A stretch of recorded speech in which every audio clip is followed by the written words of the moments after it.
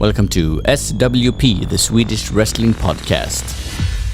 Yes, hello and welcome to this AEW Revolution episode. I have just seen the media scrum with Tony Khan and CM Punk after the show, where CM Punk got very emotional talking about ROH and using his ROH theme for his entrance and the gear he had in ROH.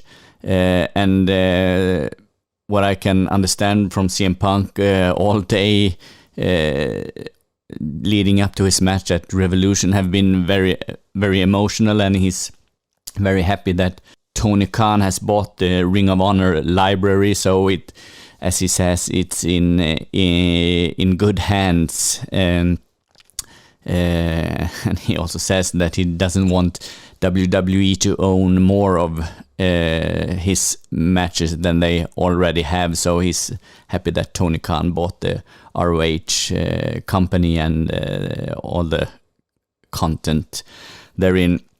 I'm getting a little emotional as well when I see this, both for the media scrum where when he asked the questions and of course of the fantastic match he had at Revolution, and I was I teared up when he entered, when he made his entrance. He came in with the X's on his hands, the 3 X's on the back of his hoodie, and Punk, the straight edge superstar. I'm such a huge CM Punk some CM Punk fan, and I'm straight edge as well. So I think that's is some of it, but I'm so happy that he did this return to wrestling, as he says, to pro wrestling, not sports entertainment. And I'm not going to sit here and talk bad about the WWE. It's two different products, and whatever. I'm not going into that, but I'm so happy that I was really disappointed when he left WWE, because I thought it was the things he did there with the pipe bomb and everything. It was so great, and I was so glad every time I got to see CM Punk on TV. And when he left, I was like MJF. I was disappointed. I was mad.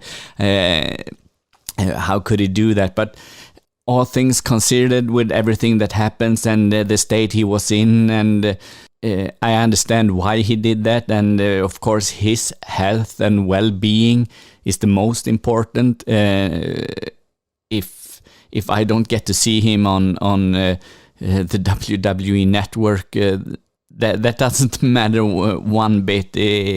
But when he returned, and I was, in the beginning, I was a little afraid that he didn't have it anymore, or maybe it will be like he did matches and they were okay and stuff, but he proved me wrong, and I don't know why I doubted, but I suppose I didn't want his legacy to be stained. For sometimes when a legend returns, if it's in pro wrestling, if it's in music, if it's in another sport, and they don't perform as you want them to do, that nostalgia thing doesn't live up to the standard they had when they were in their prime. I didn't want that for CM Punk, and sure, he has proven me wrong time after time, and I'm so glad that he's back. And I think, I hope he will be around for a long time. He always comes back to this, that I don't know how many matches I have left in my body. I'm 43 years old. I don't know how long I can keep doing this. Punk, Sting is 63. He threw himself from the balcony through 3 tables. You can do this for at least another 5-10 years. You don't need to do to do that, and you don't need to do dog collar matches, because I understand they are vicious, and they take away. They take away years from your wrestling. Sometimes I think they say this to. I think they say that just to hype the matches, but of course this is a tougher match on your body than a regular wrestling match, of course. So I don't know. This show is about AEW Revolution, but I just wanted to say that. And I understand that everybody isn't that hyped for CM Punk like I am, but hey, that's wrestling. We think we all have different superstars that we like. We think different. We can see 10 people can see the same match, and we see it in 10 different ways. I think that's the beauty of wrestling. Wrestling fans are I think the most picky fans of any sport. We can watch a great pay-per-view like we did here with Revolution, and still we can find these things that we disliked, and we can sit down and talk, and I can do a podcast about it and say, why did they do that in that match, and why didn't they do this instead? But that's wrestling. That's being a wrestling fan, and that's the thing I love about wrestling fans, that we are so dedicated to the product that we are watching, and that we can get so emotional that we almost cries when we see a match. I remember when the Hardy Boys returned to WrestleMania a few years ago, and I said it before, Hardy Boys are my favorite tag team of all time, and I'm a grown man. I'm 40 years old, and I see this return of the Hardy Boys. I see this return of CM Punk, and I watch this media scrum now with CM Punk, and I get tears in my eyes. I get emotional, and I get emotional when I talk about this. When I talk about this right now, but that's wrestling. There, I can't think of anything else. I've always been a huge fan of sports. I watched all the sports that I can think of, and the Olympics, the World Cups in football, the whatever, and I can get emotional there as well. But there's nothing that can get me so emotional than wrestling. So thank you, Tony Khan. Thank you, CM Punk, for returning to wrestling, and all the AEW locker room who makes Dynamite and Rampage so fun to watch every week, and this AEW Revolution pay-per-view so much fun to watch, because it was awesome. It all the way through. I really enjoyed it. It's a buy-in with 3 matches. We have the main card, and it's a total of, I think, 5 hours of wrestling. I think both me and the crowd on the crowd there were a little fatigued in the end. With all the matches and the length of the show. So once again, here we are wrestling fans. We find things to pick on, even if we, in the sentence before, said that we loved what we saw. But maybe a 3-hour pay-per-view, the main card on 3 hours would have been great. I don't mind that there were 3 matches on the buy-in, because I watch AEW and Rampage every week. I don't need to see the video packages for all the matches and in detail explain why the matches on the main card are there. So I think AEW does that very well. They the mix between matches on the buy-in and the packages to hype the pay-per-view. I think they do that really well. So yeah. On the buy-in, we had 3 matches, as I said. The first was Layla Hirsch versus Chris Statlander. A good start to the show. A nice little match there between the two. I was a bit surprised that Layla Hirsch won. I thought Chris Statlander would have picked up that. But Hook wins over QT Marshall. It is what it is. Hook did what he does. A lot of suplexes and Red Rum. I'm not going to go into that anymore.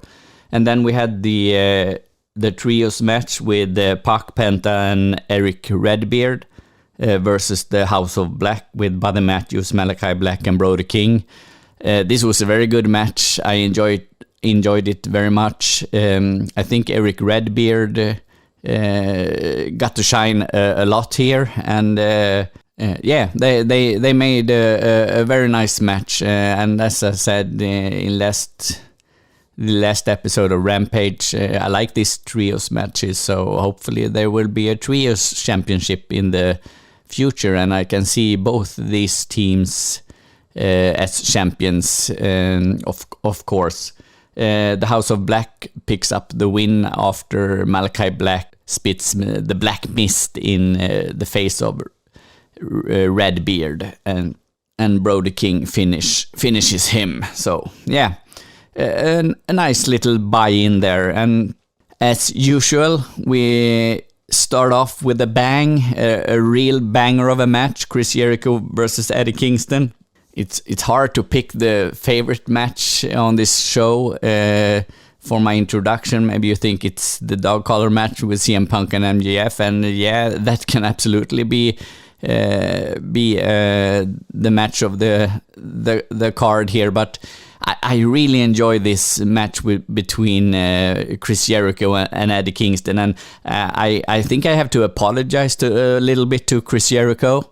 In another episode here, I think I said that I think I questioned him a little bit, that can he still go? But I'm sorry, Chris Jericho. You of course you are the GOAT. You are excellent wrestler, and you still can go. So I don't know why I doubted you at all. A fantastic match, and Eddie Kingston, he's great. A very stiff match, which I liked. They really try to hurt each other here. Eddie Kingston, he wins this match, which I thought was absolutely perfect. And afterwards, he wants to shake Chris Jericho's hand. I think Chris Jericho said before that if you can beat me at Revolution, I will shake your hand and show you the respect you earned, or something like that. But Eddie Kingston wants to shake Jericho's hand here, and he says to him in the ring, I respect you, but Chris Jericho did not stand by his word here. So let's see what this if this feud continues. A wonderful start for the Revolution pay-per-view here. Next off, we have the AEW Tag Team Championship match, Jurassic Express versus Red Dragon versus the Young Bucks. what can I say? I love tag teams. I love these 3 tag teams. The speed, the intensity, the spots they do. It's fantastic. I'm not going to go into everything they do because it's too much. But I thought it was a bit funny that Red Dragon and Young Bucks have an agreement that neither of them should pin the Jurassic Express because then the other team loses.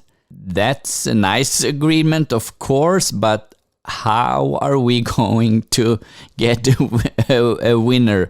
I find that pretty amusing. This agreement they had. So of course that fails. The can they coexist angle never works in wrestling. They almost, if the question is asked, are these teams going to coexist? They are not going to coexist. So yes, and as I said, it's a lot of spots. They do fantastic stuff, all the teams, and finally the Jurassic Express can pick up the win with their. They can pick up the win with their Thoracic Express. It's that finish is so beautiful, and when they nail it, and I think they really nailed it in this match. It's so good. I love that finish. The Jurassic Express retains the titles and are still tag team champions. After that, we have the ladder match. This was a match that I was really looking forward to. I enjoy these matches very much. Ladder matches, table matches, TLCs, whatever. Unfortunately, I don't know if the first 2 matches were so good that this falls in comparison. But it's a good match, no doubt about it, but it's not that good that I wanted it to be. I had higher expectations for this match. Keith Lee doesn't get to shine like I thought he was going to. I love Orange Cassidy, but here I didn't think his comedy thing worked as well. On the other hand, I really liked the innovation when they lifted up Orange Cassidy in a ladder, and he skins the cat and stands above on the ladder and try to reach this ring that they have. That they are going to pick down to win the ladder match. Yeah, that spot I liked. There was another spot with, I don't remember who it was, who he stood on the ladder in the corner and made a suplex.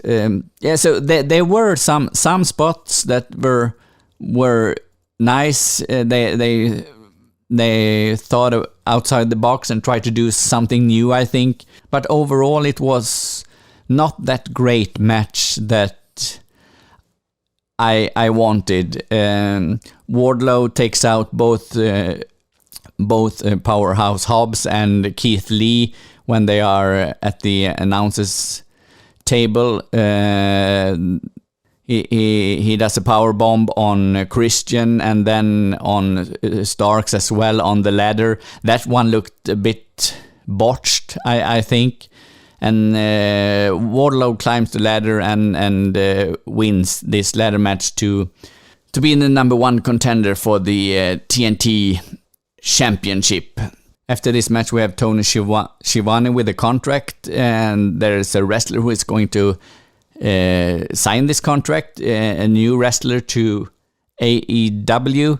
Unfortunately, Tony shows the cameras and the audience the contract before we can read swerve there, so it was not a big surprise when he when he entered, the realist Shane Strickland, known as Isaiah Swerve Scott in NXT.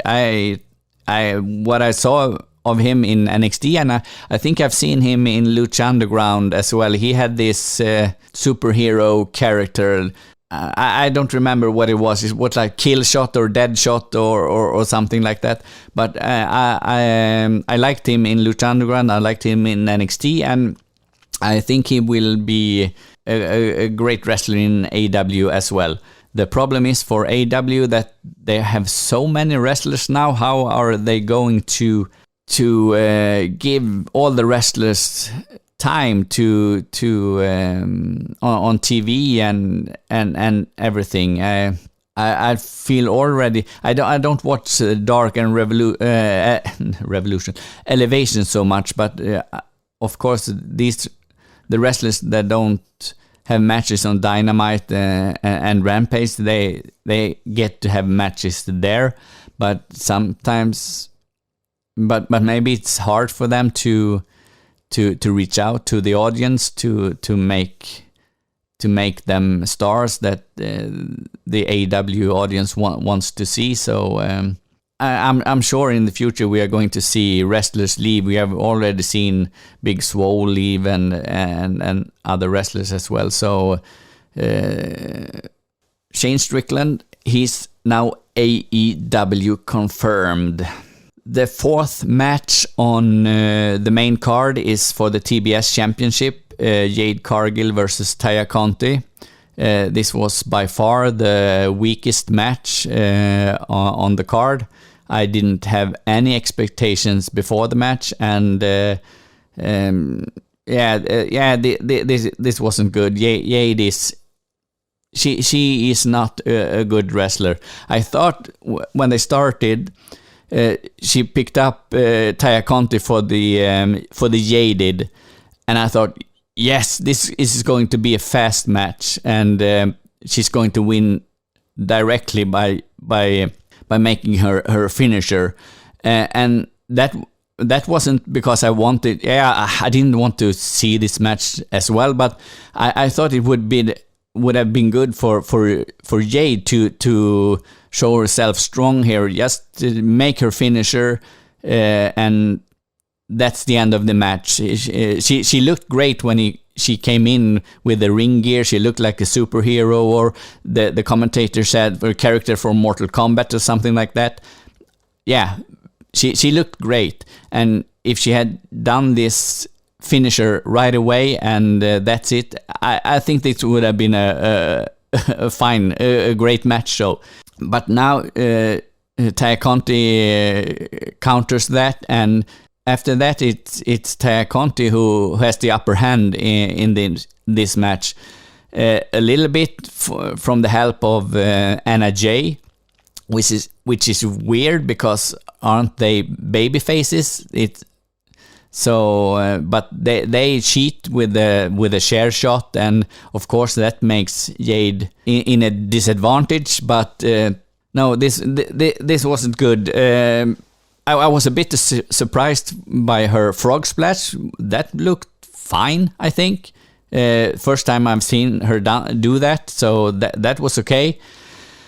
But that's the problem with Jade, that she knows what moves she's going to do, but the time between the moves, she doesn't know what to do. It looks awkward. It looks like she's waiting for the next thing to happen, and when she takes a hit or something, it doesn't look natural. I'm sorry, but I don't like Jade Cargill as a wrestler or as a champion. So, but she picks up the win after hitting the Jaded on Taya Conti. So yeah. Then, my friends, I talked about it already. We have the dog collar match with CM Punk and MJF. I think it's a good match. I think it's if I see it again, maybe I will think it's even better. But the things that stuck out for me was first of all the entrance. And I think they did it good because MJF made the audience angry when he cut off the Cult of Personality and his ring music hit instead, and he entered. And after that, everybody is waiting for the Cult of Personality music to hit again and CM Punk to enter. But instead, we get to hear his entrance theme from Ring of Honor, which is great. I think he should use that all the time. The Cult of Personality song, I think it's too much WWE. I when he was in WWE before he started to use Cult of Personality, I don't know the name of the song he used, but it was a more hardcore music song, and I think that fit CM Punk very well. And this theme from Ring of Honor, together with the ring gear and the straight edge and everything, it was fantastic. It was great. And yeah, the match was vicious, of course, which it should be. Punk is bloodied up, MJF is bloodied up. It looks nasty when they rip the chain and they have this dog collar, and you think the necks will snap immediately. It looks really nasty. But on the other hand, they have these chains, and they have to think all the time what to do and what not to do. And at one point, MJF was entangled in the ropes. He had to go up and down like 3 times because the chain was wrapped around the ropes. It's a small thing, but it takes away a little bit from the match, of course. But and then he takes out these thumbtacks, and I like that he poured them out in the ring, and then they teased for a long time who is going to take the bump on these thumbtacks, and first it's CM Punk, and then later MJF takes a nasty bump on the thumbtacks as well. And CM Punk, it's a great story here, and MJF he realized he's not going to win this. He needs help. He needs Wardlow, and he calls for Wardlow, and he calls for his ring, the ring that he has used so many times to win matches. And Wardlow, he's great here. He enters, and MJF wants the ring, and Wardlow, he's looking in his coat. Is it in this pocket? No, it's in this other pocket. And then he looks at MJF and, oops, man, sorry, but I must have forgotten it somewhere. I don't have it with me. MJF takes the bump on the thumbtacks, of course. And then we have this look. CM Punk looks at Wardlow. Wardlow looks back. And you can see that, you can see in his eyes that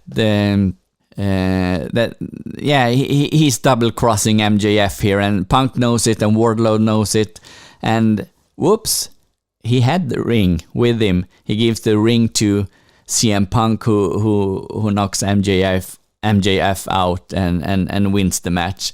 A great match for CM Punk and MJF, and we also had finally the split between Wardlow and MJF. Now it's final. Now it's definite. So all in all, a wonderful match. It's not easy to be the next match after a match like this. And to be fair, you can say that about almost every match on this card, except for TBS Championship. But you expect so much from the next match, and you want the match to be as good as the match before, and of course that's almost that's almost impossible. So the next match we have, it's Britt Baker and Thunder Rosa, and I'm not saying they do a bad match here. They don't. Yeah, it's unfortunate maybe that we have this CM Punk MJF match before, and we have the other matches who were great as well. But I wanted more from this. They do a good match. Britt Baker is good. Thunder Rosa is good, of course. So I really don't have any complaints on the match, but it was just a good match. And when the other matches are so good, it doesn't measure up. I think Britt Baker, of course, tries to cheat her way to the win, and she does it again with the help of Rebel and Jamie Hayter. Thunder Rosa tries to do the lockjaw on Britt Baker, which is the worst wrestling finisher ever. I'm sorry, I really don't like that, but yeah, but in the end, Britt Baker wins and retains the title. So now they have, even if they don't count the first win, the win for Thunder Rosa because over Britt Baker, because it was a lights out match. But yeah, we all know it's 1-1 now. So they will probably have a third match with Rebel and Hayter banned from being ringside, or maybe they put it in a cage or something so they cannot interfere. So Britt Baker has to win on her own. Yeah, and hopefully they will have this super match that I'm sure both of these wrestlers can have. So yeah, we will see. But Britt Baker is still the AEW Women's Champion. The next match is between Jon Moxley and Bryan Danielson, and yeah, as you all know, Bryan Danielson wants to form some kind of tag team or faction or whatever with Moxley, and Moxley hasn't said no, but he hasn't said yes either. And before we got this match, he said that if I'm going to fight with you, we need to bleed together first. So that's why we have this match. And they, it's a stiff, it's a hard match, it's a bloody match. It's I think it's a great match. In the end, Jon Moxley wins, and after Moxley pins him, they continue to fight. They continue to fight, and it looks like they are not going to form this alliance anyway. And we have some security who enters, and they fight with the security. They fight with each other. No one can really stop them until William Regal enters, or Lord Regal. I think they said William Regal on the announcement, but I've read somewhere that his name should be Lord Regal. We will see, but just been let go from NXT, and this was great. I like his character, and I really liked him as a manager. He's been a great wrestler, of course, but I really liked him as a manager in. No, not a manager, as a general manager, the GM in NXT. So, but Regal, anyway, he enters the ring and tries to talk sense into Moxley and Danielson. They don't seem to listen, or they don't want to listen. So, yeah, he slaps them, of course. That's the way we do to make someone listen, isn't it? So all your parents out there, if your kid's not listening, do the Regal way. He slaps Moxley, he slaps Bryan Danielson, and perhaps we have some new faction here with Regal as a leader. I think we got it was a huge pop from the fans, and we got a holy shit chant as well. So the crowd was into it. I was into it, and let's see what they are going to do in the future. I don't think it's going to be bad. So yeah, nice with a little surprise here. The problem I think for AEW is that we want this. We think we are going to get these surprises almost every week now. A new wrestler who arrives, or in this case, William Regal, who is going to have a more like a manager position for some wrestlers. But at some point, it has to end, or at least it has to be less often than it is now, because how many wrestlers or how much personnel can AEW have? I don't know the numbers for their TV deal, but and I don't know how much money Tony Khan pays out of his own pocket, but the budget must hit a roof eventually. It's great when we get these surprises. It's very fun. It's very good. So nice to have Regal in AEW.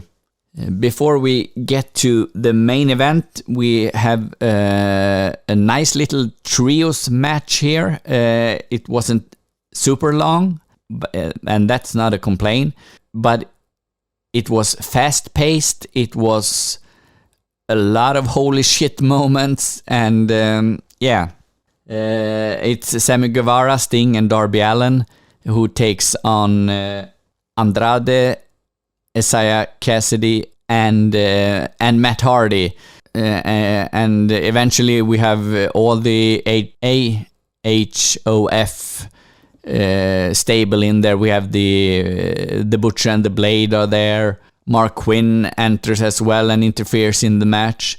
Sammy Guevara does the Spanish Fly almost through 2 tables. He missed 1 table and it didn't break, but And as I said before, Sting she jumps off the balcony through 3 tables on top of each other, and on top of these tables we had Andrade, 63 years old. He's amazing, Sting.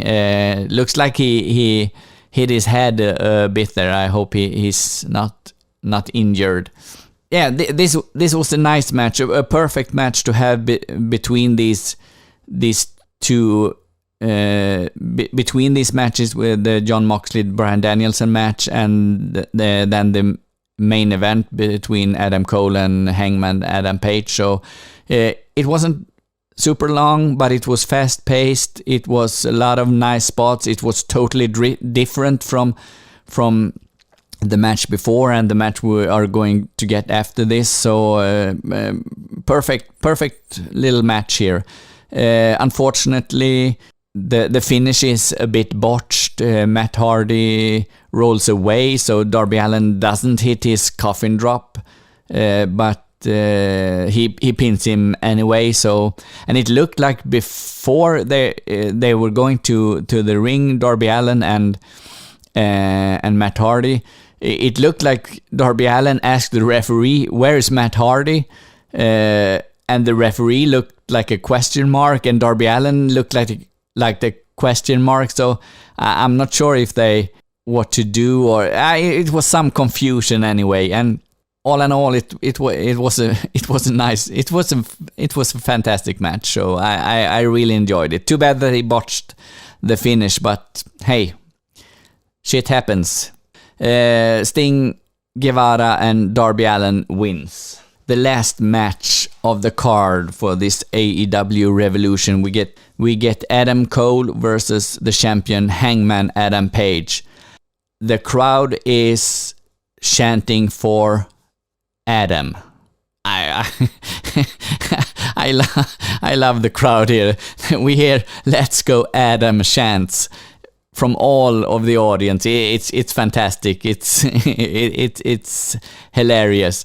I was just waiting for the "Let's go Adam," and half of the audience would chant "Adam sucks." That would have been so awesome.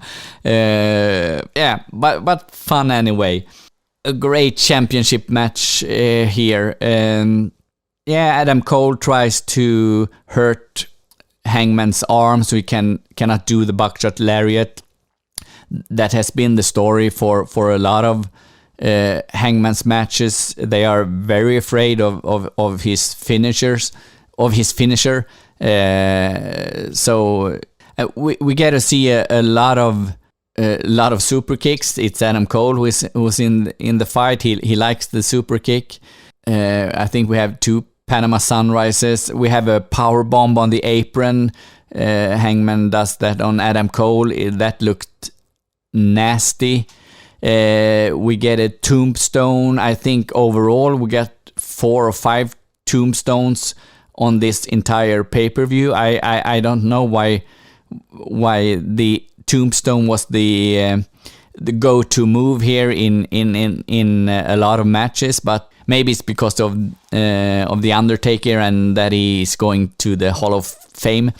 Maybe, I don't think so, but yeah. Anyway, the tombstone is a nice move. So of course the Red Dragon interferes, or of course I don't know if it's of course, because for me I would have rather seen only these 2 competitors without the interference of Red Dragon and the interference of Dark Order. I was a bit taken out of the match when especially the Dark Order enters, because for me I don't get it. Doesn't stick in my head that Hangman is a part of the Dark Order. For when Red Dragon entered and they set up a table for Adam Cole to powerbomb Page through, but instead Page does his dead eye through the table, and then Dark Order enters, and I was surprised that there are like 6 or 7 guys, including Colt Cabana, who enters, and I thought, what are these guys doing here? Why do we have Colt Cabana and Silver? And then I realized, Hangman, he is with the Dark Order. I was so into the thinking that it would be the Bucks who entered, because the Red Dragon was there. The Bucks and Red Dragon had their fight, their match earlier on the card, and they couldn't coexist, and they have this tug of war for Adam Cole. So I was taken out a bit there when Dark Order entered, but Dark Order chases the Red Dragon away, so Adam Page and Adam Cole can finish the match, and in the end, Adam Page wins. He does his buckshot lariat eventually. He has to eat some Panama Sunrises and some super kicks, and I think he even takes the boom one time, but it doesn't help, and eventually he retains the AEW championship. So a big congratulations to Hangman Adam Page for retaining, and great finish to the AEW Revolution pay-per-view. A pay-per-view with a lot of very, very, very good matches. Yeah, as I said in the beginning, the high point for me was the entrance of CM Punk. And now we are looking forward to this Wednesday's Dynamite to see what happens there. AEW is great to watch, and I hope you have enjoyed this episode. Please support at patreon.com/SWP support. You can follow me on Instagram. I will leave the information in the information for this podcast. Thank you very much. Until next time, straight edge rules.